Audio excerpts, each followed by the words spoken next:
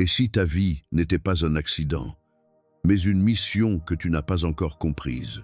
Arrête-toi une seconde, avant que tu continues à faire défiler ta journée, avant que tu fermes cet écran, avant que tu retournes dans le bruit constant de ce monde qui ne s'arrête jamais. Laisse cette question entrer en toi.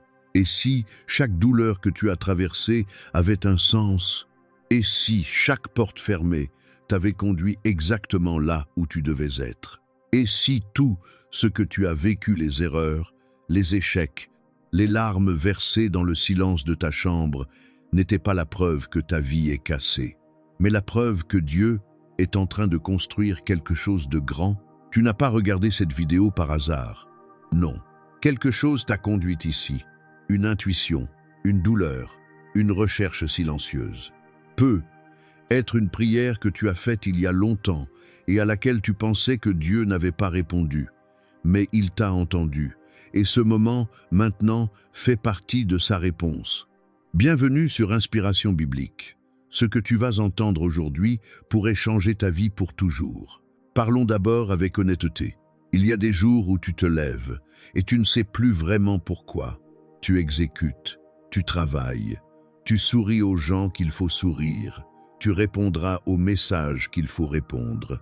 Tu joues le jeu de la vie normale.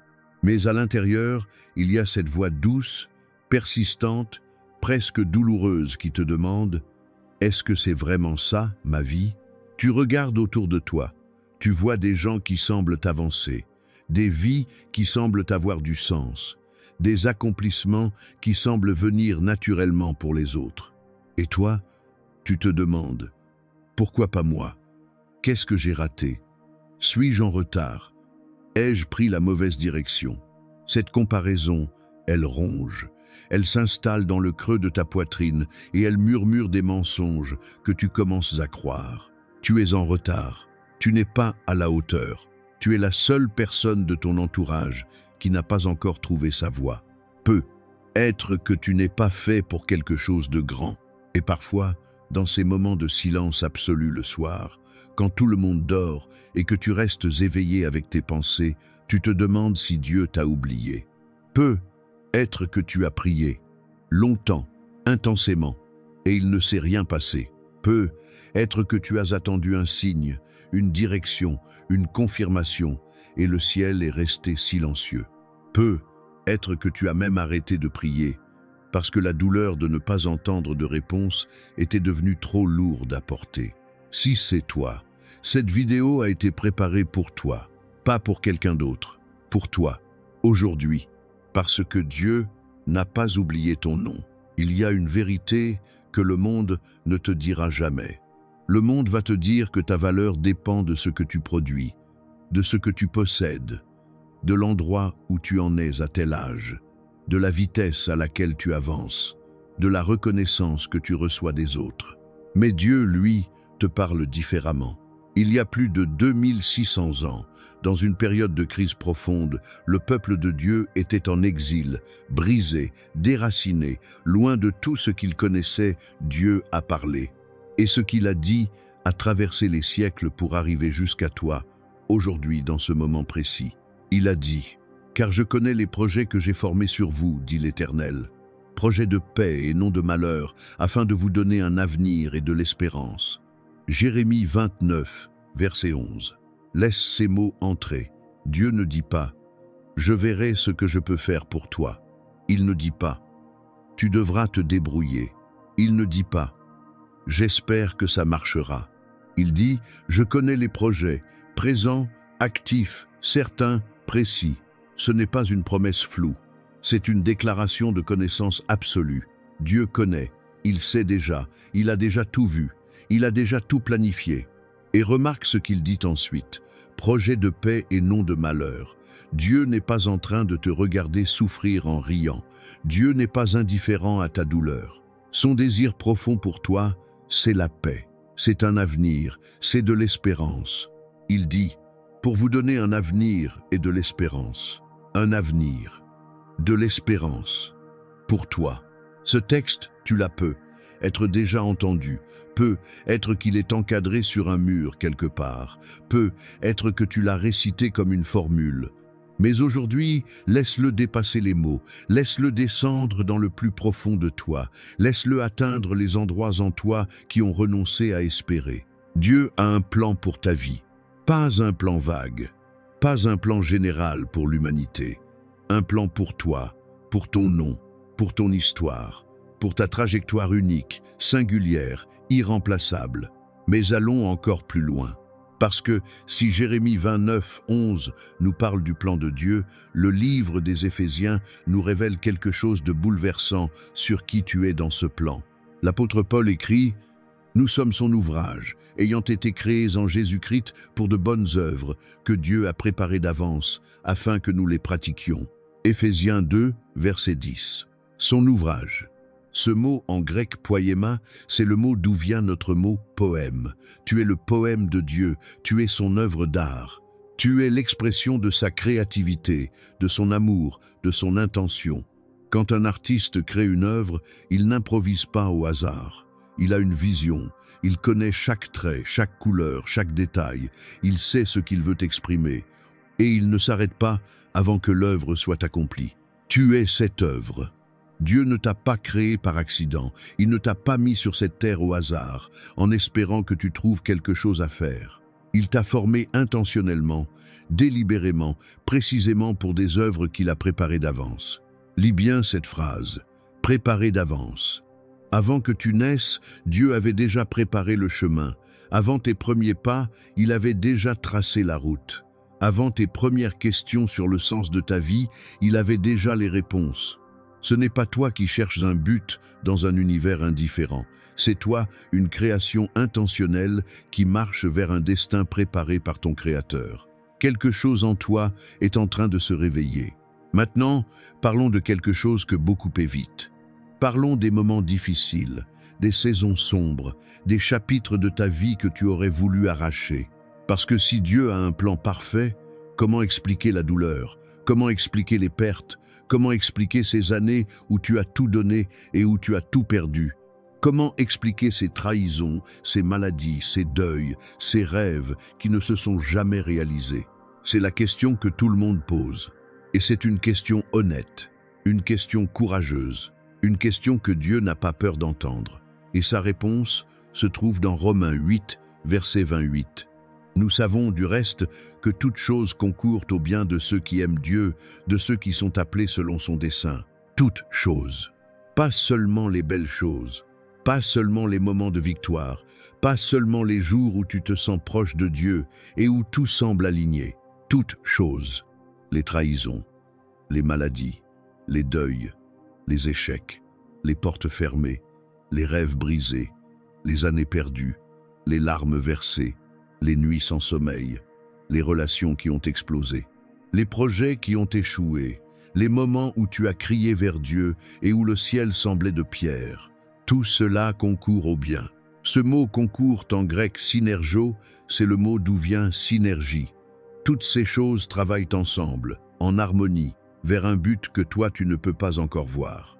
Comme les rouages d'une montre complexe, chaque pièce, même la plus petite, même la plus inattendue, participe au mouvement d'ensemble. Tu ne peux pas voir les rouages de ta vie, mais Dieu les voit tous, et il les fait travailler ensemble.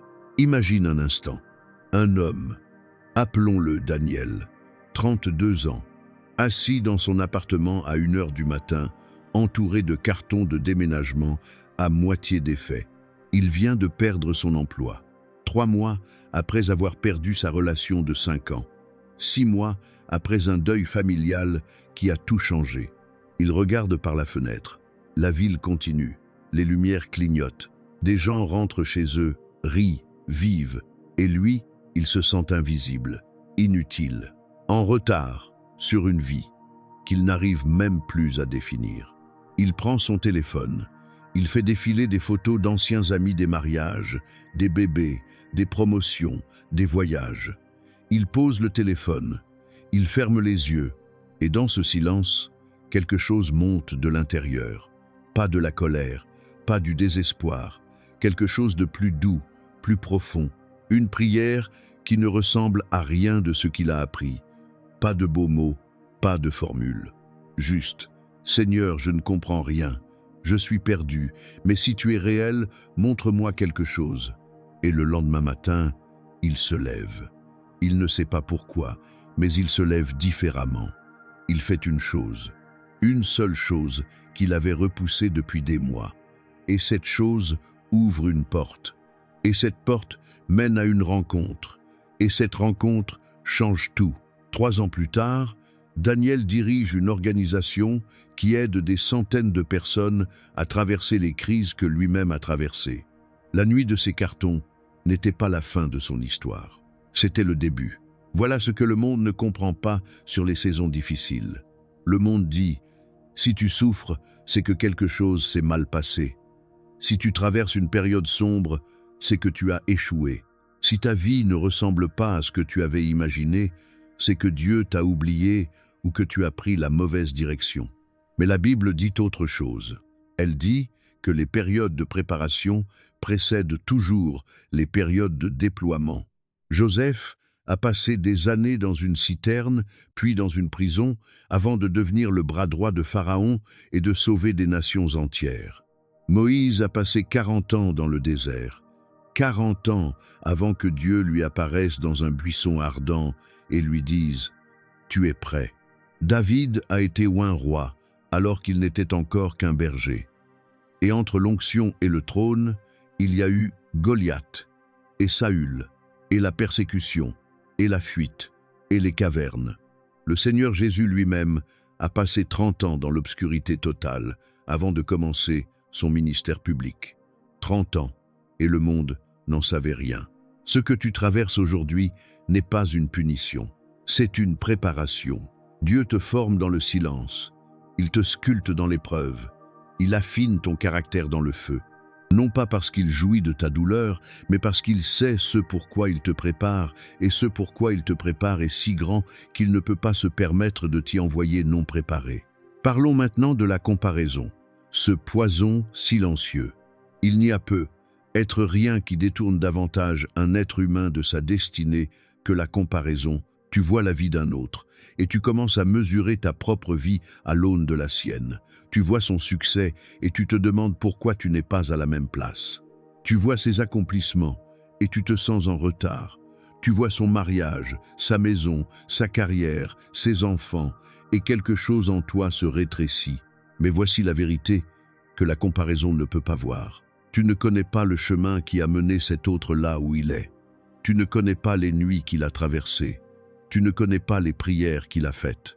Tu ne connais pas les sacrifices que personne n'a vus. Et surtout, sa destinée n'est pas la tienne. Dieu ne t'a pas créé pour marcher dans la destinée de quelqu'un d'autre. Il t'a créé pour marcher dans la tienne. Et la tienne est unique, incomparable, irremplaçable. Lorsque tu te compares à un autre, tu ne te fais pas seulement du mal. Tu insultes le Créateur, parce que tu lui dis « Ce que tu as fait de moi n'est pas suffisant. Ta création en moi est inférieure à ta création en eux. » Mais Dieu ne crée pas d'êtres inférieurs. Il n'y a pas de deuxième classe dans le royaume. Chaque personne qu'il crée est un chef-d'œuvre différent, mais précieux. Ta trajectoire est être plus lente que celle de certains. Mais certaines fleurs mettent des années avant de fleurir. Et quand elles fleurissent, leur beauté est incomparable. Et maintenant, je veux te poser une question difficile, une question que tu dois entendre. Et si tu passais à côté de ton appel? Pas parce que Dieu ne t'a pas donné de direction, mais parce que tu attends de tout comprendre avant d'avancer. Parce que tu attends que la route soit entièrement éclairée avant de faire le premier pas. Parce que tu attends la confirmation parfaite, le signe ultime, la certitude absolue avant de bouger. Et pendant que tu attends, la vie passe, les opportunités passent, les portes s'ouvrent et se referment. Les personnes à qui tu étais censé parler font leur chemin sans toi. Il y a une illusion dangereuse que beaucoup de croyants entretiennent. L'idée que Dieu va tout arranger avant que tu n'aies à avancer. Qu'il va éliminer tous les obstacles, répondre à toutes tes questions, calmer toutes tes peurs, et alors tu pourras marcher dans ta destinée. Mais regarde comment Dieu fonctionne dans la Bible. Il dit à Abraham « Pars » et il ne lui dit pas où il va. Il dit à Pierre, « Viens ». Et Pierre doit quitter le bateau pour marcher sur les eaux. Il dit à Josué, « Avance ». Et Josué doit plonger les pieds dans le Jourdain avant que les eaux se séparent. Dieu ne sépare pas les eaux, et ensuite te dit d'avancer. Il te dit d'avancer, et alors les eaux se séparent. La foi, ce n'est pas attendre que le chemin soit évident. La foi, c'est avancer quand le chemin est encore invisible. Alors voici la vérité transformatrice que tu dois recevoir aujourd'hui. Ce que tu vis en ce moment, dans cette saison, dans cette confusion, dans cette attente, tout cela fait partie du plan. Pas malgré ta douleur, à travers ta douleur. Pas en dehors de tes erreurs, à travers tes erreurs. Pas autour de tes faiblesses, à travers tes faiblesses. Parce que Dieu est le Dieu de la rédemption. Il ne gaspille rien. Chaque chapitre de ton histoire, même les plus laids, même les plus honteux, même ceux que tu voudrais cacher pour toujours, Dieu peut les racheter, les transformer, les retourner pour qu'ils servent sa gloire et ton bien. Il y a quelque chose en toi que Dieu a placé là depuis ta conception. Un désir, un talent, une sensibilité, une façon unique de voir le monde, de connecter avec les autres, de résoudre des problèmes, de créer, de guérir, de diriger, de servir. Ce quelque chose, tu la peux. Être enterré sous les défaites. Tu la peux. Être noyé sous la honte. Tu la peux. Être étouffé sous les attentes des autres. Mais il est toujours là. Il attend. Il respire doucement sous les décombres. Et Dieu le sait. Il a les yeux fixés dessus depuis le début. Maintenant, parlons de comment avancer. Parce qu'une vidéo peut toucher ton cœur, mais c'est ta décision qui changera ta vie. La première chose que tu dois faire, c'est retourner à Dieu.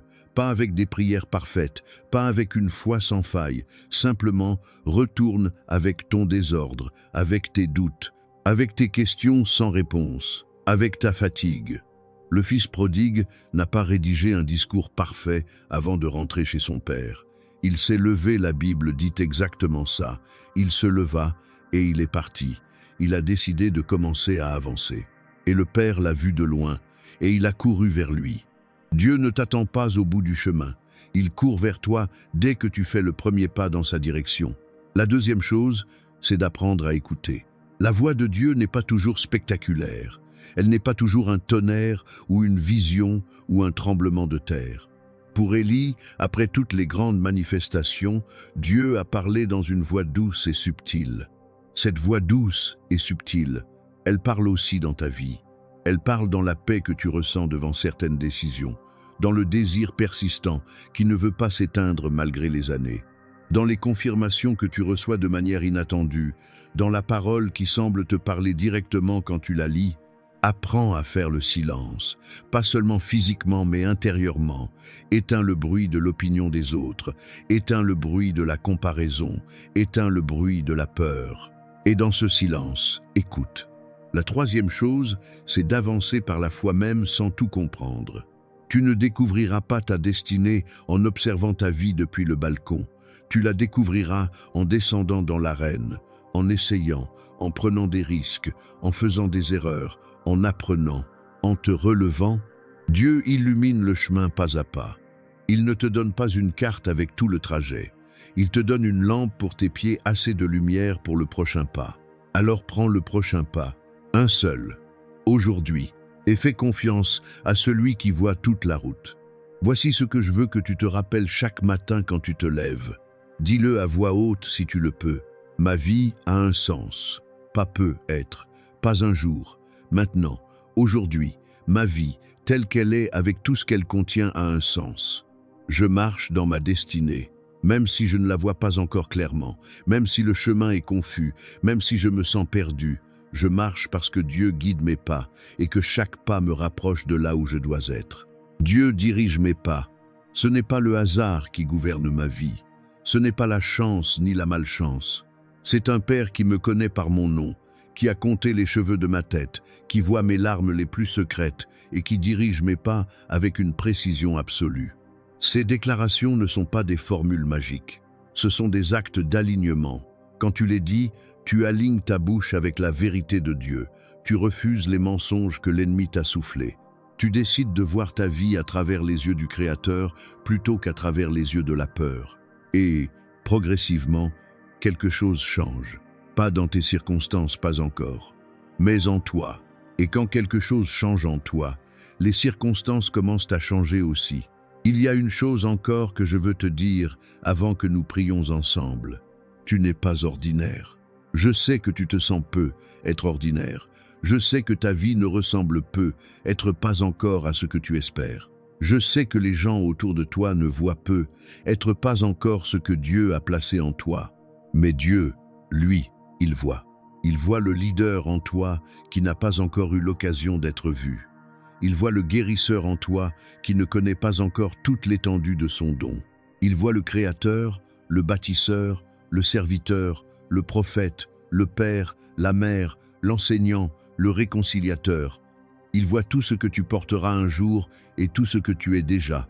Et il dit, « Je connais les projets que j'ai formés sur toi, personnellement, sur ton nom, sur ta vie, sur ton histoire unique avec toutes ses cicatrices et toute sa beauté. Quelque chose en toi est en train de se réveiller. Tu le sens? Ce frémissement intérieur, cette chaleur qui monte, cette certitude naissante que ta vie n'est pas terminée, qu'elle n'est pas gâchée, qu'elle n'est pas passée à côté. C'est le souffle de Dieu. Laisse-le souffler. Maintenant, si tu es prêt, je t'invite à prier avec moi. Ferme les yeux si tu peux. Pose une main sur ton cœur et dis simplement oui à ce que Dieu veut faire dans ta vie.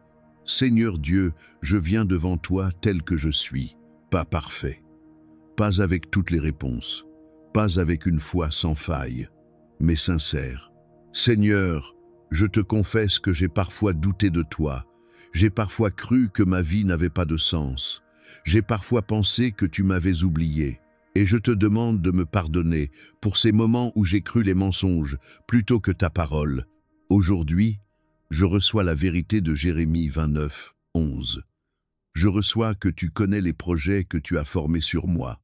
Des projets de paix, des projets d'avenir, des projets d'espérance.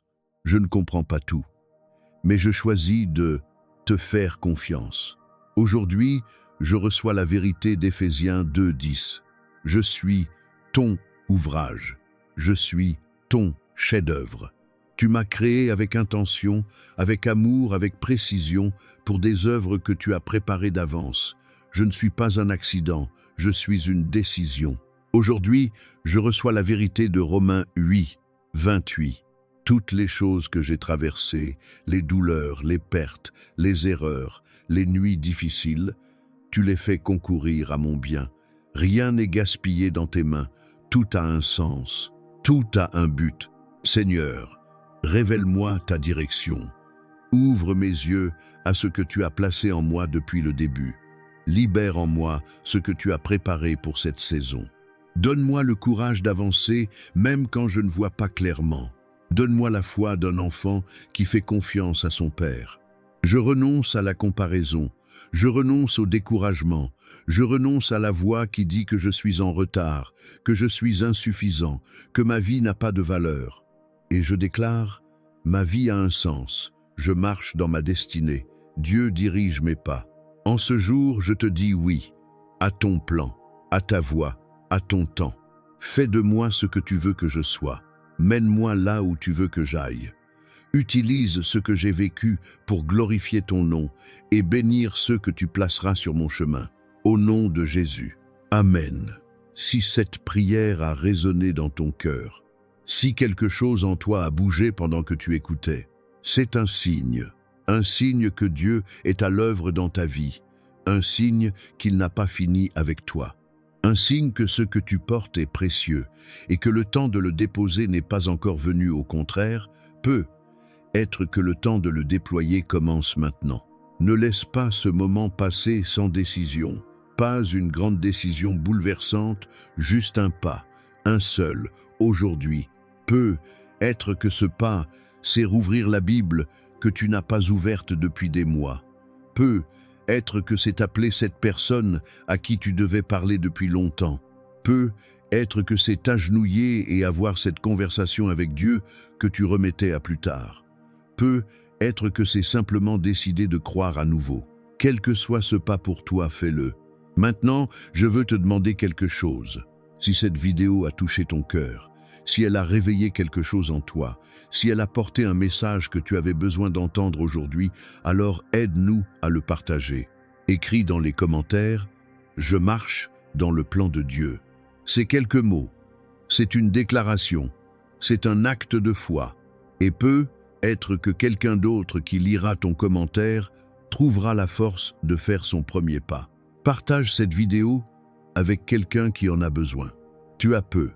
Être une personne en tête en ce moment même, un ami, un membre de ta famille, quelqu'un que tu vois souffrir et qui cherche des réponses. Envoie-la lui.